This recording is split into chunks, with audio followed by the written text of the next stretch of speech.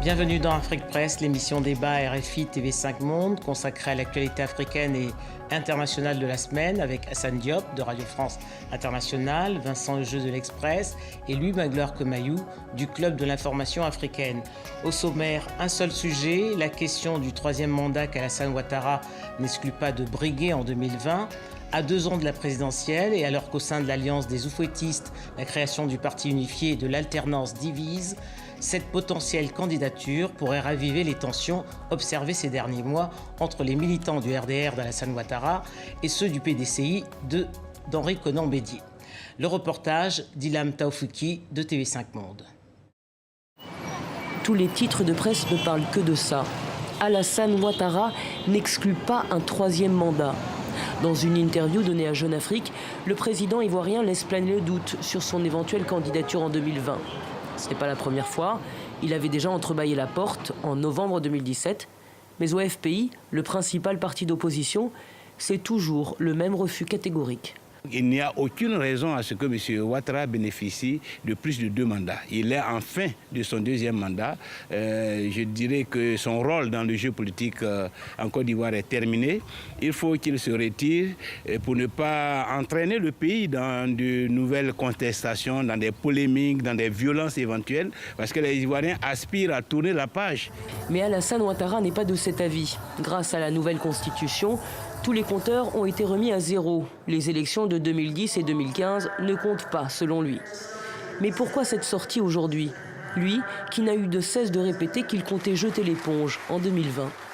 M'amène à réaffirmer que les institutions de la République qui seront mises en place très prochainement me permettront de prendre congé en 2020. Alors, ce troisième mandat, Alassane Ouattara en veut-il vraiment? Rien n'est moins sûr. En coulisses, il se dit qu'il s'agirait plutôt d'une menace pour étouffer la guerre de succession bien entamée au sein de sa coalition au pouvoir. Bref, de remettre dans les rangs ceux qui se verraient déjà, et un peu trop tôt, en haut de l'affiche. Hassan Diop, au lendemain de l'élection de 2010, Alassane Ouattara avait déclaré qu'il ne ferait qu'un mandat. 5 ans plus tard, il en briguait un second, comme l'y autorisait la Constitution de 2000. Il y a tout juste 1 an, il affirmait encore qu'il n'avait pas besoin d'un 3e mandat. Comment expliquer ce revirement? Écoutez, moi je pense que ce serait hâtif de dire que c'est un revirement. Pour l'instant, je pense que... Dans les propos, en tout cas. Dans les propos, oui, c'est une hypothèse. Mais Alassane Ouattara, à ma connaissance, n'a pas encore dit clairement s'il sera, oui ou non, candidat en 2020, mais effectivement, il a lancé un coup de sonde, notamment dans cette interview qui a fait couler beaucoup d'encre à Abidjan, dans cette interview qu'il a accordée à Jeune Afrique, interview dominée d'ailleurs par des questions économiques. Alors, dans le sujet qui a été présenté par Mme Taoufiki, elle pose bien les problèmes, c'est-à-dire à supposer que Alassane Ouattara soit candidat à un 3e mandat, il va se heurter à un certain nombre d'obstacles, à commencer par au sein même de ce qui constitue aujourd'hui la majorité présidentielle, d'ailleurs depuis ce front anti-Gbagbo qui remonte à 2010. Autrement dit, il aura sur sa route un candidat sans doute du FPI, puisque le FPI estime qu'au terme de 2 mandats, c'est-à-dire à l'échéance 2020, eh bien, ce sera au tour d'un candidat du PDCI d'être élu. Ensuite, il y a la légalité, éventuellement, de ce 3e mandat.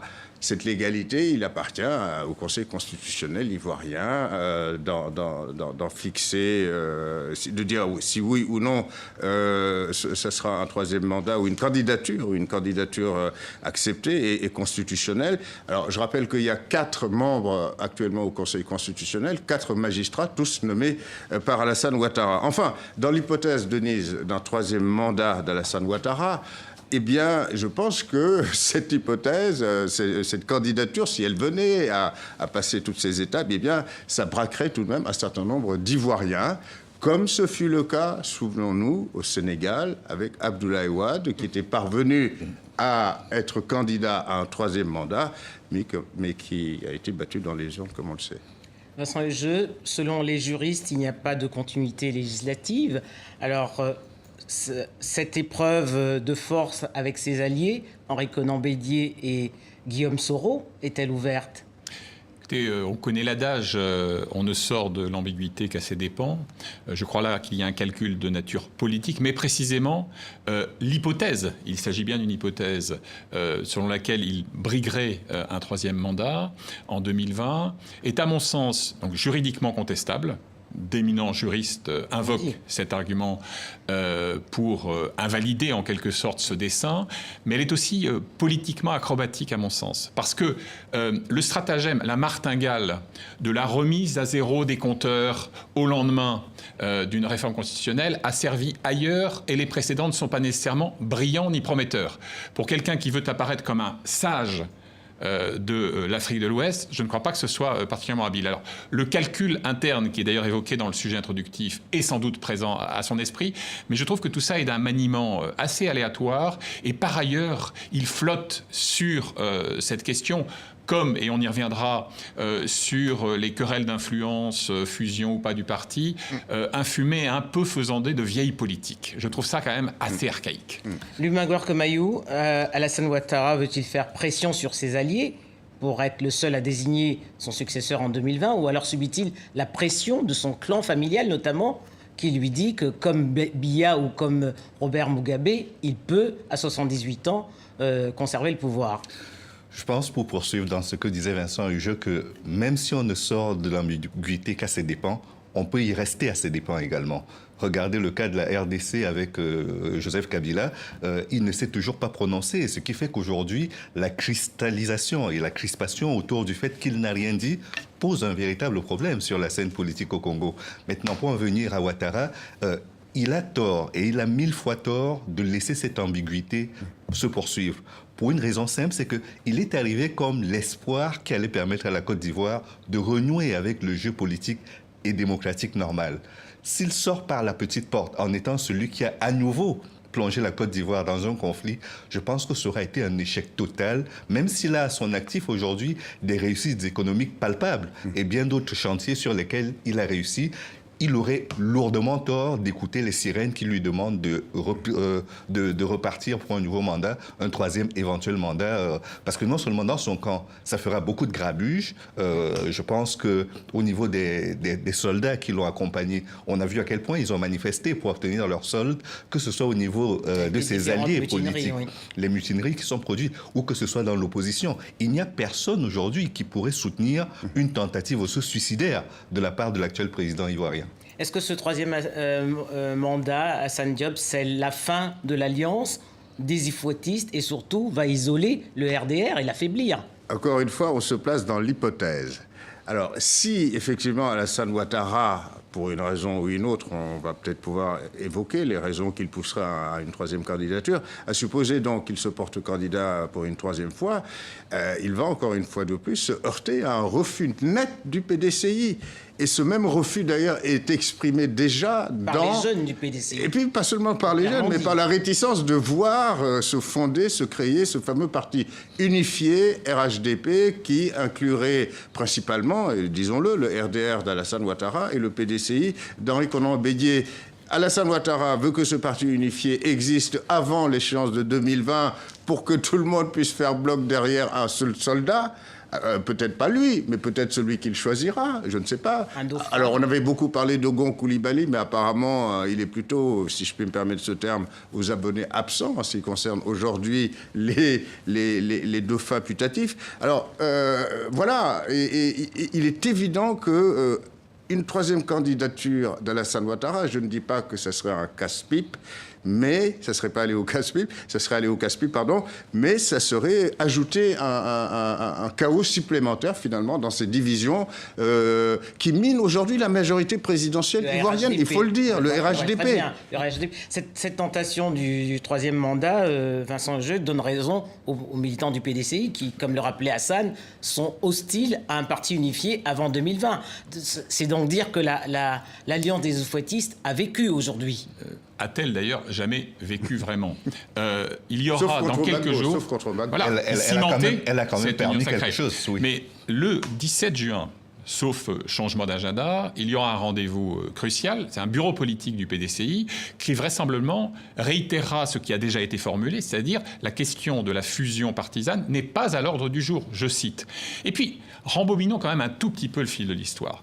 Moi, pardonnez-moi, mais j'ai toujours considéré que le RHDP était au mieux un mariage de raison, donc cimenté par l'hostilité commune à Laurent Gbagbo, mais aussi une alliance contre nature. Alliance contre nature, idéologiquement, historiquement. Enfin, rembobinons le fil de l'histoire. 1993, qui se déchire au chevet d'un Félix Houphouët-Boigny agonisant? C'est le président de l'Assemblée nationale, Henri Konan-Bédier, qui constitutionnellement finira par l'emporter, et le Premier ministre ancien du FMI, Alassane Ouattara. Alors certes, il prendra sa revanche une grosse décennie plus tard, mais... Et qui avait utilisé de l'ivoirité, M.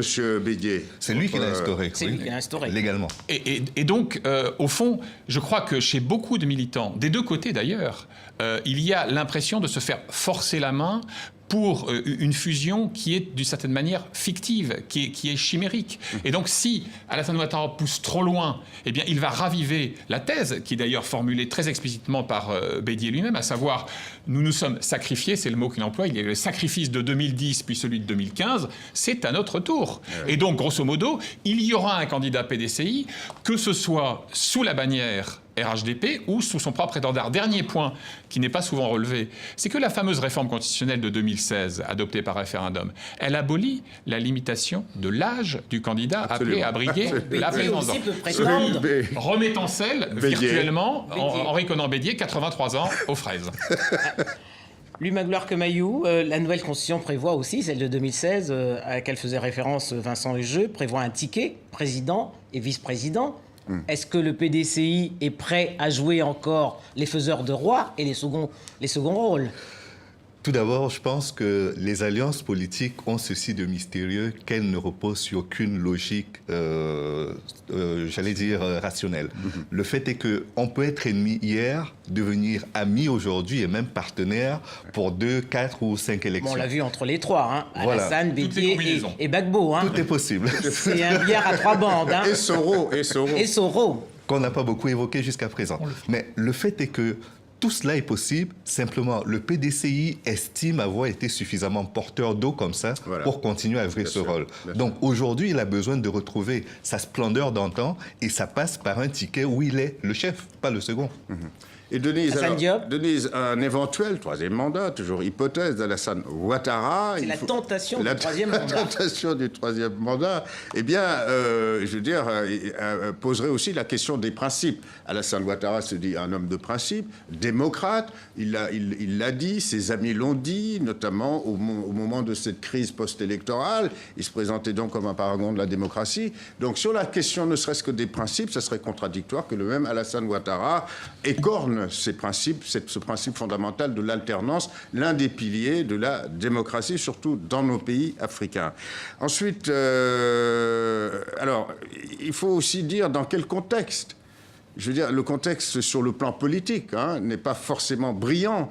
La réconciliation appelée de ses voeux par Alassane Ouattara, une fois qu'il a été confirmé dans son fauteuil présidentiel, n'est pas parachevée, en tout cas à mon avis. Et elle a même pas commencé. Voilà. Ensuite, le pays, qu'on le veuille ou pas, compte des 300 détenus qui se qualifient eux-mêmes, ou en tout cas dont les défenseurs parlent de détenus politiques, puisque ce sont autant de détenus liés à l'ancien régime de Laurent Gbagbo. Et puis on en revient toujours à cette ancienne, c'est-à-dire que depuis la crise post-électorale, on est confronté sous ce régime d'Alassane Ouattara à une justice à 2 vitesses. C'est-à-dire l'une est impitoyable, inflexible, y compris au niveau international, avec les partisans de Gbagbo, et l'autre est plutôt aménageant avec le pouvoir de M. Ouattara. Là aussi, c'est un contexte qui peut avoir son influence plutôt négative, à mon avis, sur un éventuel troisième mandat d'Alassane Ouattara. Vincent Hugeux, à propos de réconciliation nationale, c'est vrai que malgré le retour des exilés, elle ne s'est toujours pas faite. Le couple Gbagbo paye le plus fort prix de cette crise post-électorale. Et on a entendu Guillaume Soro dire récemment qu'il était prêt à se rendre à La Haye pour demander pardon à Laurent Gbagbo. la réconciliation est en cale sèche. En dépit des instances successives qui ont été instaurées, elle n'a jamais vraiment décollé. Alors, si vous voulez, si le troisième mandat était constitutionnellement valide et qu'il était essentiellement consacré à enfin sortir de l'ornière le processus de réconciliation, pourquoi pas. Mais soyons clairs, ce qui n'a pas été fait dans l'état de grâce très relatif du début du premier mandat ne le sera pas demain, parce que les situations se sont fossilisées, parce que les hostilités se sont cristallisées. Donc hélas, quand on fera le bilan, le moment venu, des mandats d'Alassane Ouattara, on ne pourra pas mettre à son crédit ce qu'il avait promis, c'est-à-dire d'être l'acteur de cette réconciliation.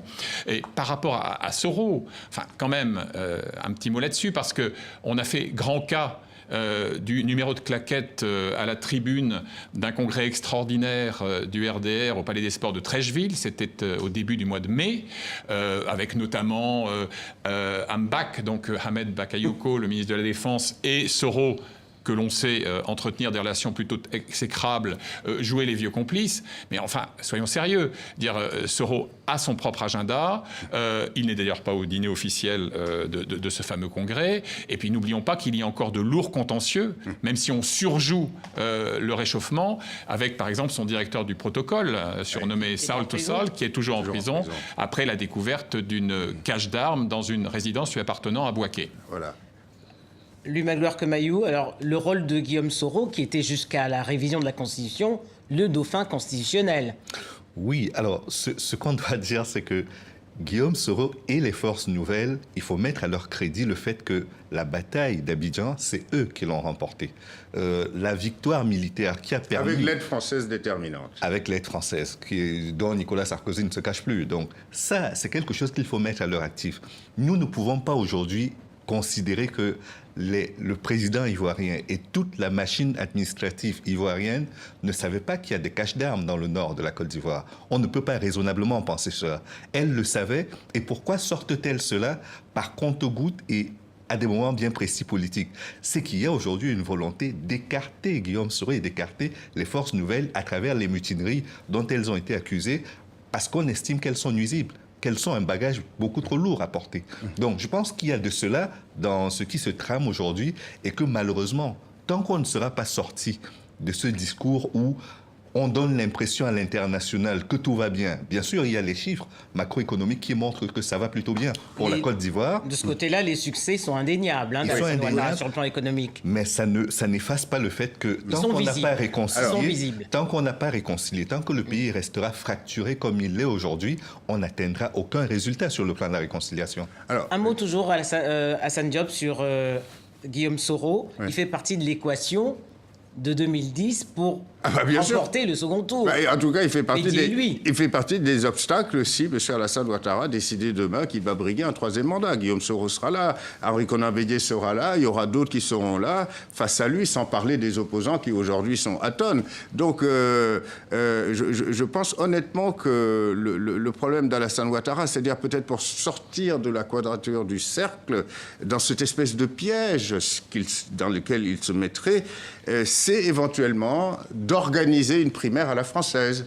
Voilà, avec toute cette famille politique RHDP, avec des prétendants à tous les étages, leur dire « Ok, tout le monde veut y aller. Bon, alors, organisons en genre responsable une primaire, donc, comme les partis politiques français l'ont fait ces temps derniers, et non à l'américaine, beaucoup plus institutionnalisée. C'est ce qu'il avait d'ailleurs dit. Il allait dire « Le meilleur de nous sera désigné pour 2020 ». À la limite, ce qu'il avait dit, avant de parler de la tentation du troisième mandat. À la limite, à mon avis, ça, ce serait une éventualité qui serait non seulement peut-être acceptable, peut-être pas acceptée par tous ses partisans, mais en tout cas, je pense que le peuple ivoirien, les Ivoiriens, dans leur grande majorité, y verraient beaucoup plus clair. Alors, sur le plan économique, rapidement, tordons quand même le cou à certaines exagérations. C'est vrai que sous Alassane Ouattara, il y a beaucoup de croissance, il y a beaucoup d'argent, etc. Les investisseurs viennent, mais 9% de taux de croissance. Absolument. Mais le bénéfice de cette croissance, j'ai envie de dire, ne se limite qu'à Abidjan, la capitale. C'est-à-dire, c'est l'immobilier, c'est les matières premières, etc. Le reste de la Côte d'Ivoire souffre grandement. Évidemment, ce n'est pas le seul pays africain, et c'est peut-être pas les plus mal lotis, mais les Ivoiriens de l'intérieur souffrent. J'en veux pour preuve que La Côte d'Ivoire a toujours été un pays vers lequel allaient beaucoup d'Africains, les plus pauvres de la sous-région. Aujourd'hui, ce sont de jeunes Ivoiriens qui quittent la Côte d'Ivoire et qui affrontent les dangers de la Méditerranée pour s'exiler, pour aller trouver un meilleur monde ailleurs. La province souffre, à commencer par la deuxième ville du pays, Bouaké, 800 000 habitants, qui est une ville qui crève de soif aujourd'hui. Vous n'avez plus d'eau courante depuis des semaines dans la plupart des quartiers populaires de Bouaké. Alors, c'est lié à des phénomènes de réchauffement climatique et à l'assèchement d'un lac de retenue, etc. Très bien. Autre dossier sur lequel, économiquement, le bilan d'Alassane Ouattara est critiquable, il n'a pas, loin s'en faut, éradiqué les phénomènes de corruption. Les acteurs économiques, qu'ils soient ivoiriens, africains ou occidentaux, vous le disent. Il y a aujourd'hui encore des pratiques que la morale publique réprouve. Y compris au sein de sa famille. Parce que, mine de rien, quand vous regardez la manière aujourd'hui dont le tissu économique bénéficie de certaines retombées liées à la croissance en Côte d'Ivoire, on ne peut pas dire que ça tombe au-delà du cercle présidentiel ou du cercle de la famille présidentielle. C'est un cercle très restreint quand même qui bénéficie des fruits de cette croissance-là. Et ne pas le dire, c'est dire une demi-vérité ou un demi-mensonge. Ça dépend de la position de laquelle on se trouve. Alors, Hassan Diop. Vincent Hugeux est bien placé que moi pour parler des Premières Dames, puisqu'il a écrit un ouvrage là-dessus. Reine d'Afrique. Voilà, et ce n'est un secret pour personne que Mme Dominique Ouattara a une influence importante sur les décisions politique et surtout économique de son mari, et que l'entourage et que la famille élargie, même les amis de Mme Ouattara, pour parler vulgairement, vont à la mangeoire à Abidjan. Dans l'équivoque qui flotte sur le bilan économique, dans cet hypothétique troisième mandat, il est clair qu'on doit s'interroger sur le rôle que joue Dominique Ouattara, qui a enfin pu inaugurer c'est pour ça qu'au début, je parlais de pression les hôpitaux, l'hôpital mère-enfant d'Alassane Ouattara sur ses alliés. N'oublions pas, là encore, petit retour en arrière, que après le fameux épisode constitutionnel du « et ou » qui exclut Alassane Ouattara d'une compétition présidentielle, eh bien, il est à deux doigts de céder à la tentation de Mougin. C'est-à-dire, en gros, à Ouattara, ce qui était la tentation de Venise pour Alain Juppé, se retirait sur ses terres dans le sud de la France. Ouais. Et qui le fait remonter sur le cheval? C'est Dominique. Bon, et donc, peut-être qu'aujourd'hui, il y a ce mélange assez toxique, mais qu'on a vu ailleurs, de crainte de perdre des avantages acquis, d'avoir des comptes à rendre, et surtout, malgré tout, le plaisir que procure l'exercice du pouvoir quand on a longtemps été enfermé dans une position d'opposant historique. Lumaglar comme Mayou, un peu de prospective, jusqu'à quand devrons-nous attendre pour connaître la suite de ce feuilleton? Moi, je pense que ça va se décanter assez rapidement. Il a intérêt, de toute façon, le président sortant, à ce que ça se décante vite, parce que la confiance des investisseurs sur lesquels il compte, elle ne peut pas attendre longtemps. Et donc, il a intérêt à sortir de l'ambiguïté sur ce dossier. Hormis toute la pression qu'il recevra déjà et qu'il commence à recevoir de la part des partis politiques en Côte d'Ivoire, dans son camp comme à l'extérieur, il est obligé de sortir de l'ambiguïté très tôt. Je partage parfaitement l'avis de Louis, parce que les investisseurs n'aiment pas l'incertitude. Et ce projet de troisième mandat sorti de nulle part, qui reste en l'état d'hypothèse, etc., n'est pas fait pour rassurer des gens qui ont envie d'investir de l'argent en Côte d'Ivoire. Vincent Hugeux, on a entendu les réactions des jeunes du PDCI, mais toujours rien d'Henri Konan Bédier lui-même, président du PDCI. Le sphinx de Daoukro est à la hauteur de sa légende. Il faut toujours beaucoup d'expertise pour décrypter ces oracles. Donc il laissera entendre, à mon sens, son option et sans doute son hostilité au schéma qui a été pressenti lors de ce fameux bureau politique, soit directement, soit par l'intermédiaire d'un porte-parole autorisé. Moi, je crois d'ailleurs qu'au sein de son parti, ce ne sont pas les velléités de candidature qui manquent, au-delà de la siège. Des primaires étaient prévues au sein du PDCI, il faut le rappeler. Oui, donc je pense que de son côté, il va continuer de jouer ce rôle de sage dans lequel il se plaît beaucoup. Et pour le coup, je pense qu'il ne sortira pas si vite que ça de l'ambiguïté et il continuera d'entretenir la position tant qu'elle lui profite. Et à la fin, je pense que c'est lui qui aura le dernier mot. Parce que mine de rien, même aujourd'hui à la tête de l'État, quand on voit l'échiquier qui a été constitué, le PDCI n'est pas si perdant que cela. Et ça, c'est encore grâce à Henri Konan Bédier mais en qui même temps, manœuvre... le poste de vice-président, on trouve que c'est un PDCI qui est tiède. Bien sûr, mais il n'a pas intérêt à ce qu'une tête déborde. Je ne pense pas qu'il a fait nommer le vice-président pour que le vice-président devienne l'interlocuteur privilégié. Il l'a nommé pour garder une capacité de décision et d'inflexion des décisions forte. Et cette capacité-là, il la gardera pendant longtemps encore. Un dernier mot, Assane Diop. Peut-être, qui sait, Henri Konan Bédié lui-même, himself, n'a pas renoncé à être candidat. Parce qu'il n'y a plus de limitation d'âge. Parce qu'encore une fois de plus, la Constitution actée en octobre 2016 en Côte d'Ivoire ne limite plus l'âge des futurs capitaines de ce beau pays.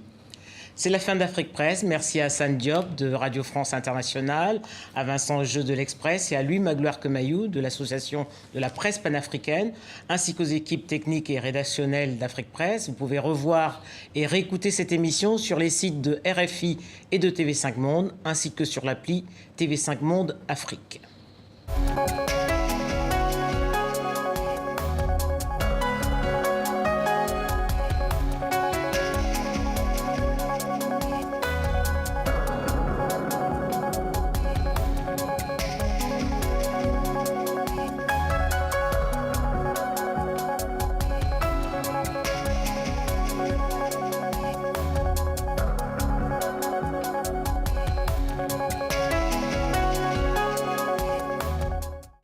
Et ça passe par un ticket où il est le chef, pas le second. Et Denise, un éventuel troisième mandat, toujours hypothèse d'Alassane Ouattara. C'est la tentation du troisième mandat. La tentation du troisième mandat, eh bien, je veux dire, poserait aussi la question des principes. Alassane Ouattara se dit un homme de principe, démocrate, il l'a dit, ses amis l'ont dit, notamment au moment de cette crise post-électorale. Il se présentait donc comme un paragon de la démocratie. Donc sur la question ne serait-ce que des principes, ça serait contradictoire que le même Alassane Ouattara écorne ces principes, ce principe fondamental de l'alternance, l'un des piliers de la démocratie, surtout dans nos pays africains. Ensuite, alors, il faut aussi dire dans quel contexte. Je veux dire, le contexte sur le plan politique n'est pas forcément brillant.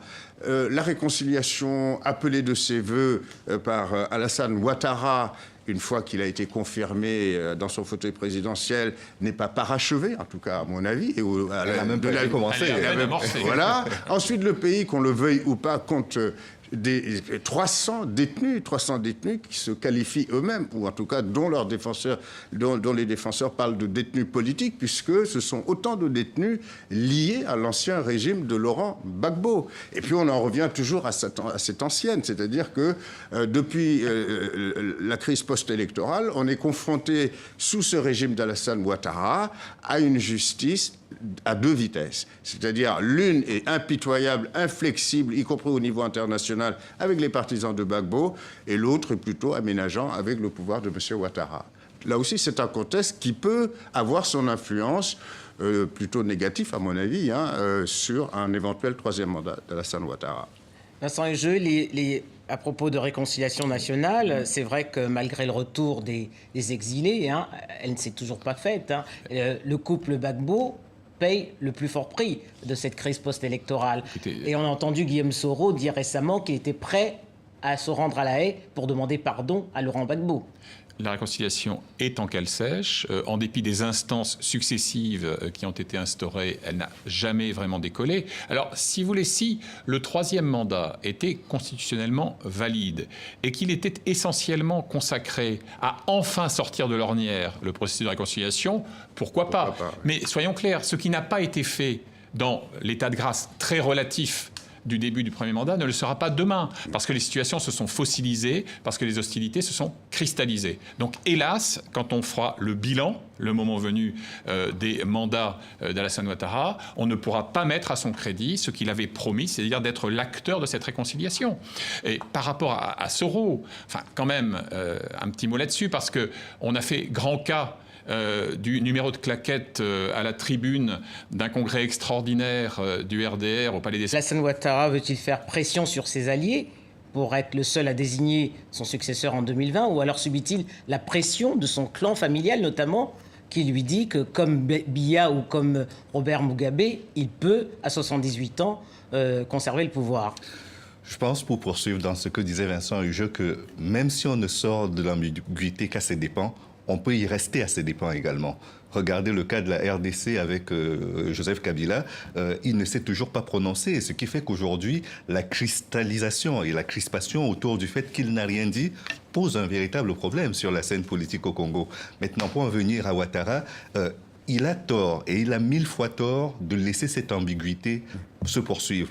Pour une raison simple, c'est qu'il est arrivé comme l'espoir qui allait permettre à la Côte d'Ivoire de renouer avec le jeu politique et démocratique normal.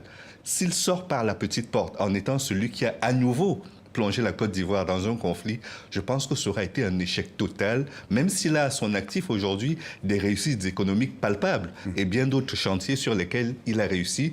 Il aurait lourdement tort d'écouter les sirènes qui lui demandent de repartir pour un nouveau mandat, un troisième éventuel mandat, parce que non seulement dans son camp, ça fera beaucoup de grabuge. Je pense qu'au niveau des soldats qui l'ont accompagné, on a vu à quel point ils ont manifesté pour obtenir leur solde, que ce soit au niveau de ses alliés politiques, oui. Les mutineries qui sont produites, ou que ce soit dans l'opposition. Il n'y a personne aujourd'hui qui pourrait soutenir une tentative aussi suicidaire de la part de l'actuel président ivoirien. Est-ce que ce troisième mandat, Assane Diop, c'est la fin de l'alliance des ifouettistes et surtout va isoler le RDR et l'affaiblir? Encore une fois, on se place dans l'hypothèse. Alors, si effectivement Alassane Ouattara, pour une raison ou une autre, on va peut-être pouvoir évoquer les raisons qui le pousseraient à une troisième candidature, à supposer donc qu'il se porte candidat pour une troisième fois, il va encore une fois de plus se heurter à un refus net du PDCI. Et ce même refus, d'ailleurs, est exprimé déjà par les jeunes du PDCI. Et puis, pas seulement par les jeunes, mais par la réticence de voir se fonder, se créer ce fameux parti unifié, RHDP, qui inclurait principalement, disons-le, le RDR d'Alassane Ouattara et le PDCI d'Henri Konan Bédié. Alassane Ouattara veut que ce parti unifié existe avant l'échéance de 2020 pour que tout le monde puisse faire bloc derrière un seul soldat. Peut-être pas lui, mais peut-être celui qu'il choisira, je ne sais pas. Alors, on avait beaucoup parlé d'Ogon Coulibaly, mais apparemment, il est plutôt, si je puis me permettre ce terme, aux abonnés absents en ce qui concerne aujourd'hui les dauphins putatifs. Alors, voilà, et il est évident que une troisième candidature d'Alassane Ouattara, je ne dis pas que ce serait un casse-pipe, mais ça ne serait pas aller au casse-pipe, ça serait aller au casse-pipe, pardon, mais ça serait ajouter un chaos supplémentaire, finalement, dans ces divisions qui minent aujourd'hui le sonde, notamment dans cette interview qui a fait couler beaucoup d'encre à Abidjan, dans cette interview qu'il a accordée à Jeune Afrique, interview dominée d'ailleurs par des questions économiques. Alors, dans le sujet qui a été présenté par Mme Taoufiki, elle pose bien les problèmes, c'est-à-dire à supposer que Alassane Ouattara soit candidat à un troisième mandat, il va se heurter à un certain nombre d'obstacles, à commencer par au sein même de ce qui constitue aujourd'hui la majorité présidentielle, d'ailleurs depuis ce front anti-Gbagbo qui remonte à 2010. Autrement dit, il aura sur sa route un candidat sans doute du FPI, puisque le FPI estime qu'au terme de 2 mandats, c'est-à-dire à l'échéance 2020, eh bien, ce sera au tour d'un candidat du PDCI d'être élu. Ensuite, il y a la légalité, éventuellement, de ce troisième mandat. Cette légalité, il appartient au Conseil constitutionnel ivoirien d'en fixer, de dire si oui ou non ce sera un troisième mandat ou une candidature acceptée et constitutionnelle. Alors, je rappelle qu'il y a 4 membres actuellement au Conseil constitutionnel, 4 magistrats, tous nommés par Alassane Ouattara. Enfin, dans l'hypothèse, Denise, d'un troisième mandat d'Alassane Ouattara, eh bien, je pense que cette hypothèse, cette candidature, si elle venait à passer toutes ces étapes, eh bien, ça braquerait tout de même un certain nombre d'Ivoiriens, comme ce fut le cas, souvenons-nous, au Sénégal, avec Abdoulaye Wade, qui était parvenu à être candidat à un troisième mandat, mais qui a été battu dans les urnes, comme on le sait. Vincent Lejeune, selon les juristes, il n'y a pas de continuité législative. Alors, cette épreuve de force avec ses alliés, Henri Konan Bédié et Guillaume Soro, est-elle ouverte ? Écoutez, on connaît l'adage, on ne sort de l'ambiguïté qu'à ses dépens. Je crois là qu'il y a un calcul de nature politique, mais précisément l'hypothèse, il s'agit bien d'une hypothèse selon laquelle il briguerait un troisième mandat en 2020, est à mon sens donc, juridiquement contestable. d'éminents juristes invoquent cet argument pour invalider en quelque sorte ce dessin, mais elle est aussi politiquement acrobatique à mon sens. Parce que le stratagème, la martingale de la remise à zéro des compteurs au lendemain d'une réforme constitutionnelle a servi ailleurs et les précédents ne sont pas nécessairement brillants ni prometteurs. Pour quelqu'un qui veut apparaître comme un sage de l'Afrique de l'Ouest, je ne crois pas que ce soit particulièrement habile. Alors, le calcul interne, qui est d'ailleurs évoqué dans le sujet introductif, est sans doute présent à son esprit, mais je trouve que tout ça est d'un maniement assez aléatoire, et par ailleurs, il flotte sur cette question, comme, et on y reviendra, sur les querelles d'influence, fusion ou pas du parti, un fumet un peu faisandé de vieille politique. Je trouve ça quand même assez archaïque. Lubin Gourcumayou,